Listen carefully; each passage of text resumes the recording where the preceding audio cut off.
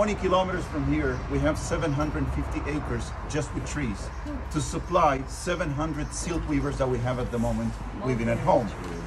These cocoons need roughly, no problem, 60 days to come to that point. I'm going to shake this little fellow. Can you hear that? Yeah. There's a little worm inside. This is. It's got a headache now. Yeah. He's got a headache. She's dead. Look. There you go. She grew as much as this, like 9 centimeters. A moth gives us like 300 eggs on top of those trees. They chew those leaves.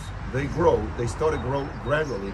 And after 35 days, they start to take out of their mouth a combination of saliva and sticky substance around their own bodies. They're covering themselves. They're creating their own shield or the cocoon. Once we come to that point in 2 months, May, this time of the year, we have to pick them from the trees. But let me tell you what happens, or let me show you what happens if I try to get silk out of there. Look, can you see the thread? I know it's very fine, but Yeah. okay? But if I keep pulling, I'll break it. There's no way that I can continue.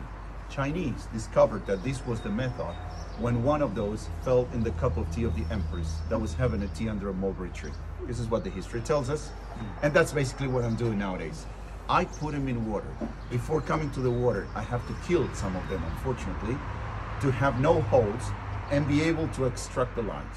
So we just throw in the water with the help of a little brush, and simple brush like that, we're going to get silk out of those cocoons.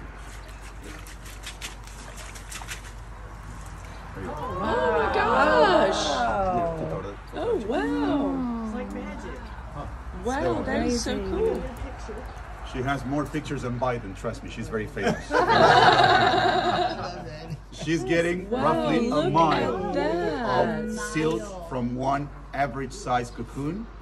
And all of those guys are going to work together, going through a little hole. We're going to attach them to a wheel. The lady's going to spin that wheel, and the cocoons will be jumping around in the water. Yeah? So this is the unraveling process. You might be wondering, do you have machines doing this? We do have machines, but not for carpets, because every one of them has a different density of knots. So the artist is going to choose what sort of yarn she needs and the thickness of that to work on that particular carpet.